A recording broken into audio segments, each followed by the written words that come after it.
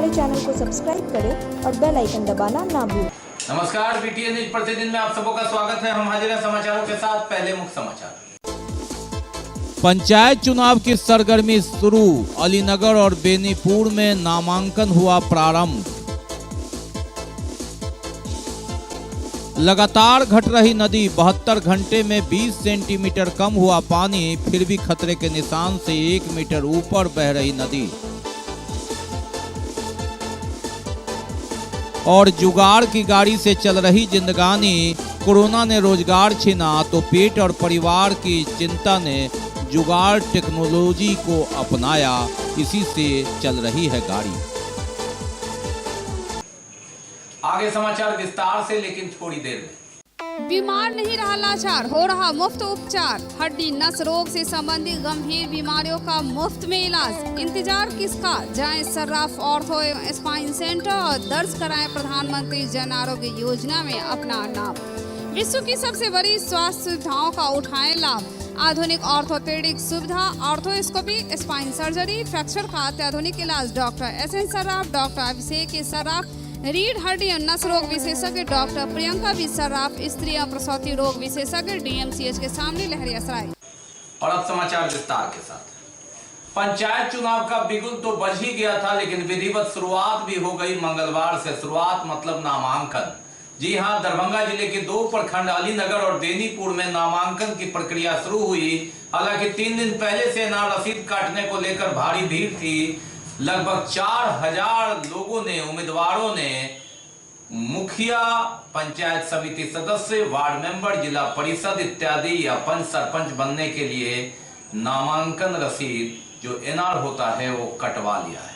यानी गांव की सरकार में अपनी भागीदारी का दावा। अलीनगर और बेनीपुर में नामांकन की शुरुआत हुई मंगलवार। पंचायत चुनाव का बिगुल तो फूका पहले गया। 24 तारीख को ही कार्यक्रम तय हो गया और दरभंगा जिले में 6 को अधिसूचना जारी हुई। 7 से नामांकन भी शुरू हो गया। लेकिन नामांकन से पहले ही अलीनगर और बेनीपुर, जहां 29 तारीख को वोट गिराया जाएगा, 13 तक नामांकन है, उसके लिए लगभग 4000 लोगों ने गांव की सरकार में अपनी भागीदारी के लिए एनआर रसीद कटवा लिया, दावा कर दिया। हालांकि पहले दिन कुछ दर्जन ही नामांकन हुए, लेकिन ये भीड़ बताती है कि गांव की सरकार में भागीदारी के लिए कितने लोग उत्सुक हैं, दावेदार है। सरकार अपनी चलानी है। गली नली योजना हो या हर घर नल जल योजना और आवास योजना, खाद्यान्न योजना, गांव की सरकार गांव के हाथ में और गांव के ही लोगों में, और एक से एक समाज सेवा के रूप में दावा पेश करते जनप्रतिनिधि बनने की होड़ में। यानी अगर हम वार्ड मेंबर की बात करें, मुखिया जी, सरपंच, पंच, पंचायत समिति और जिला परिषद, कुल 6 पदों के चुनाव है और 10,000 जनप्रतिनिधि जिले में लगभग बागडोर संभालेंगे, गांव की सरकार बनाएंगे। और 7 सितंबर से जो ये अभियान शुरू हुआ है, 12 दिसंबर को कुशेश्वर स्थान, कुशेश्वर पूर्वी और कीरतपुर में मतदान के दिन यह अभियान चलेगा। 15 दिसंबर तक गांव की सरकार बन जाएगी, नई सरकार, जिसे 5 साल तक गांव की सरकार को चलाना है। शुरुआत अलीनगर और बेनीपुर से। बात करते हैं बाढ़ की, धार की, इसकी मार की। जी हां, बाढ़ का पानी, नदी का पानी लगातार दूसरा जो उफान आया था उससे घटा है। पिछले 72 घंटे में 20 सेंटीमीटर घटी है नदी, फिर भी लगभग 1 मीटर ऊपर बह रही है अधवारा शहर के आसपास। हालांकि थोड़ी राहत, और राहत ये कि 6 दिनों बाद दरभंगा समस्तीपुर मार्ग जो ट्रेन रूट है उस पर गाड़ियां चलने लगी। इससे जो सड़क मार्ग है उस पर दबाव कम आया। मालूम रहे कि इस मार्ग के बंद होने के बाद लगातार गाड़ियों की भीड़ बढ़ी। दूसरी ओर बाढ़ पीड़ित सड़क किनारे थे, ऐसे में काफी खतरा वहां पर लग रहा था और अफरा तफरी का माहौल था। बाढ़ का दूसरा अटैक, और इसने इस बार सबसे ज्यादा पानी ला दिया। कई निचले इलाके डूब गए। खतरे के निशान से 1 मीटर 18 सेंटीमीटर ऊपर अधवारा समूह की नदी एकमी में मापी गई। लेकिन सुकून की खबर ये कि 72 घंटे में लगभग 20 सेंटीमीटर घटी है नदी, लेकिन फिर भी लगभग 1 मीटर ऊपर बह रही है नदी। दरभंगा समस्तीपुर मार्ग 31 अगस्त को जो बंद हुआ तो 6 सितंबर की शाम चालू हुआ। इससे थोड़ी राहत तो मिली क्योंकि रेल लाइन बंद होने से दरभंगा समस्तीपुर सड़क मार्ग पर काफी दबाव था और इस दबाव के कारण जहां बाढ़ पीड़ित भी सड़क पर थे, काफी खतरा बना रहता था। दुर्घटना का आपाधापी की स्थिति थी। सदर प्रखंड को पूर्ण बाढ़ प्रभावित घोषित करने की मांग को लेकर खेतिहर मजदूर सभा के सत्यनारायण सहनी जीवछ घाट एनएच के किनारे अनिश्चितकालीन अनशन पर बैठ गए। भारतीय कम्युनिस्ट पार्टी भाकपा माले ने सदर प्रखंड को पूर्ण रूपेण बाढ़ प्रभावित घोषित करने की मांग को लेकर जीवछ घाट एनएच 57 किनारे अनिश्चितकालीन अनशन शुरू कर दिया है। अनशन पर बैठे खेतिहर मजदूर के सत्यनारायण सहनी अपने समर्थकों के साथ खरुआ, मुसरी, महादलित परिवार और बिजली, लोआम, छोटाईपट्टी, अतिहर के लोगों ने इसमें हिस्सा लिया। इंसाफ मंच के नेता मोहम्मद जलाल, अतिहर पंचायत के पूर्व मुखिया शिवशंकर सहनी ताजिम की अध्यक्षता में सभा भी हुई और अंततः मांग की गई कि पूर्ण सदर प्रखंड को बाढ़ प्रभावित घोषित किया जाए। और जिला प्रशासन जवाब दो, प्रशासन मुर्दाबाद होगा। सदर प्रखंड में बाढ़ आए लगभग 4 महीना बीत चुका है। फिर दोबारा बाढ़ की पानी धीरे धीरे खेत खलिहान को बर्बाद कर रहा है, फसल को बर्बाद कर रहा है। पानी लगातार बढ़ रही है, लेकिन हमारे जिला प्रशासन, अंचल अधिकारी बाढ़ को लेकर के कुंभकर्णी नींद में सोई हुई है। जनता को भगवान भरोसे छोड़ दिया गया है। जनता त्राहिमाम कर रही है और सरकारी घोषणा हम लोग देख रहे हैं, जमीन पर कहीं भी लागू नहीं हो रहा है। नीतीश जी पिछले दिन 2 बार दरभंगा आए थे और बोले थे कि बाढ़ पीड़ितों को हम राहत देंगे, लेकिन सदर ब्लॉक में हम लोग देख रहे हैं बिजली हो, अतिहर हो, खरुआ हो, भालपट्टी हो, बगल में लोआम हो, छोटाईपट्टी हो, अगल बगल के ये पूरे इलाका है। बाढ़ के पानी से आपको जो है दर्जनों सप्ताह भर घिरा रहा, लेकिन यहाँ का जो प्रशासन है उसे बाढ़ मानने के लिए तैयार नहीं है।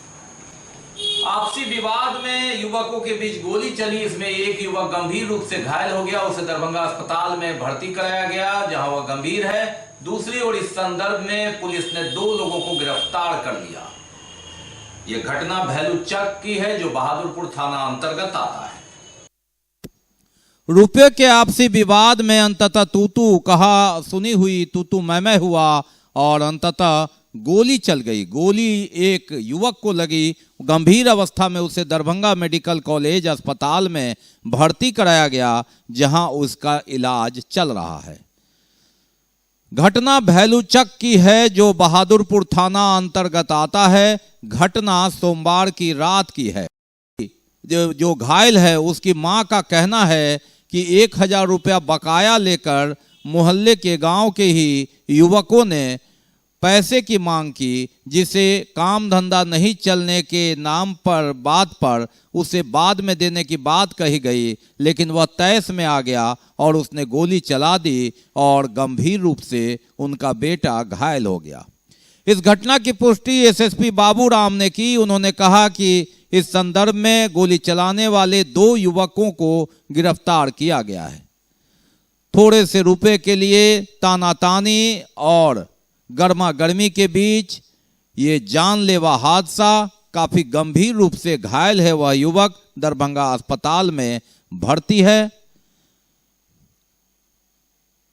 उसे गोली लगी और उसके बाद से ही सदर थाना की पुलिस, बहादुरपुर थाना की पुलिस, मालूम रहे कि भैलूचक बहादुरपुर थाना में पड़ता है लेकिन सदर थाना का नजदीकी है और अंततः दोनों थाना की पुलिस वहां पहुंची थी।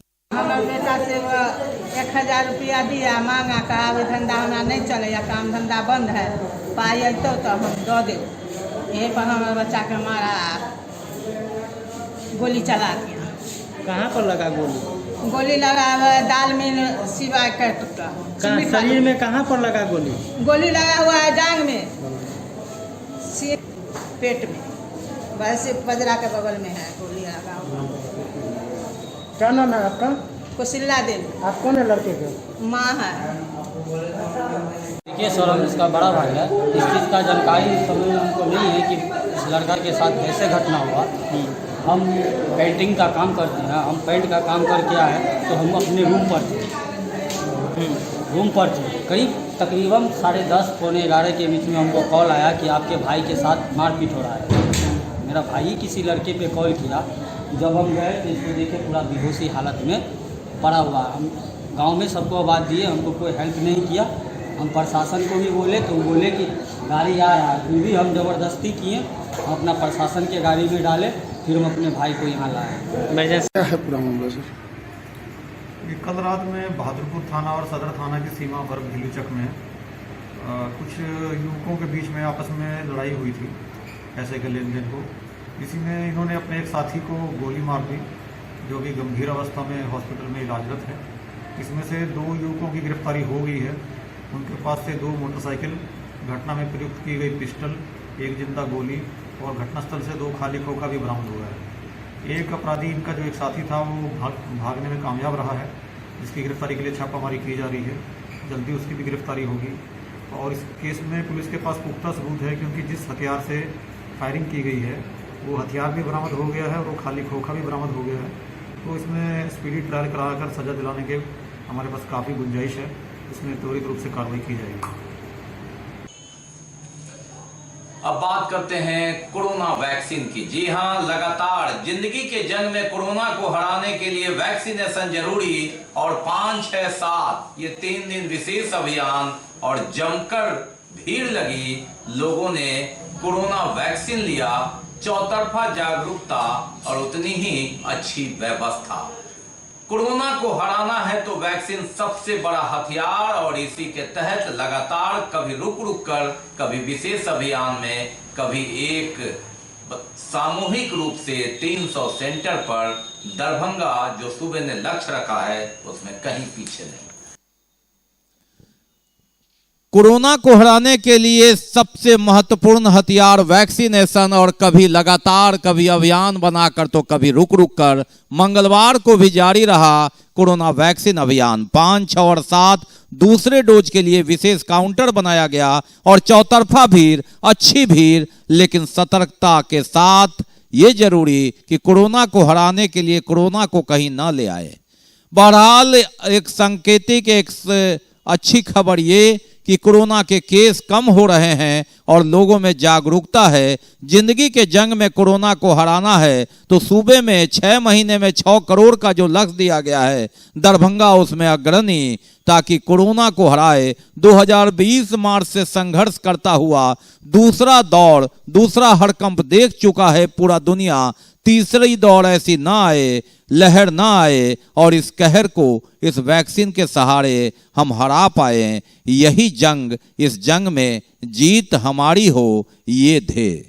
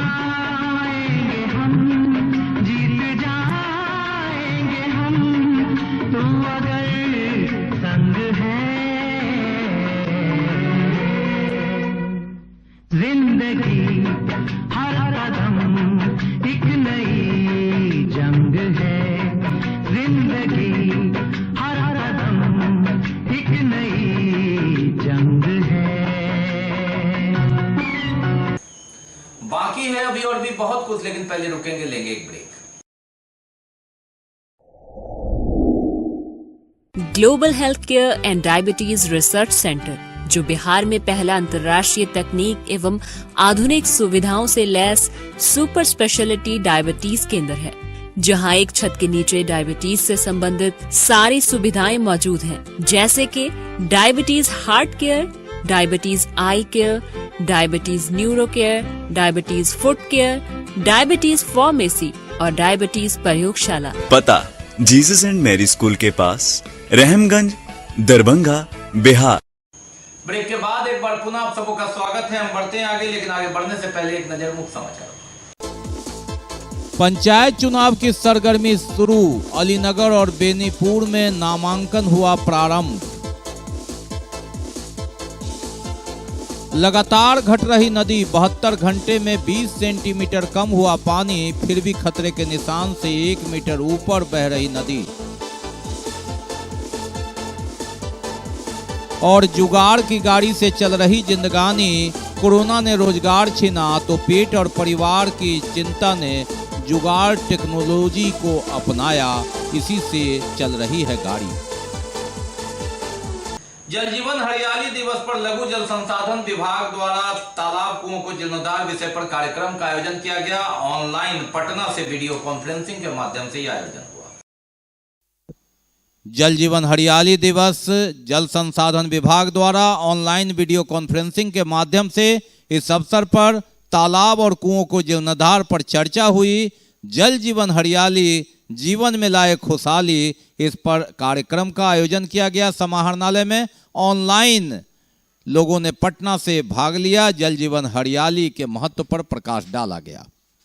जल संग्रहण क्षेत्र में चेक डैम एवं जल संचयन के अवसंरचनाओं का निर्माण, नए जल स्रोतों का सृजन एवं अधिशेष नदी जल क्षेत्र से जल की कमी वाले क्षेत्रों में जल ले जाना, इस पर्टिकुलर अवयव पर जल द्वारा कार्य किया जा रहा है। इसके अलावा पौधशाला सृजन एवं सघन वृक्षारोपण, वैकल्पिक फसलों, ड्रिप सिंचाई, जैविक खेती एवं अन्य नई तकनीकियों का उपयोग, सौर ऊर्जा का उपयोग को प्रोत्साहन एवं ऊर्जा की बचत।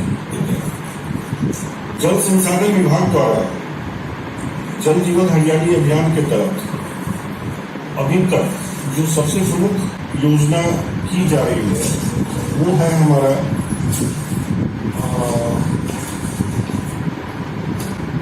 प्रथम योजना है गंगा जल उद्भव योजना। इस योजना के तहत बाढ़ के समय में जुगाड़ से क्या हो नहीं सकता। एक दो पहिया वाहन पर चलता फिरता आटा चक्की, सत्तू, बेसन, आटा, जो भी आपको पिसाना हो, जी हाँ, ये है जुगाड़ टेक्नोलॉजी।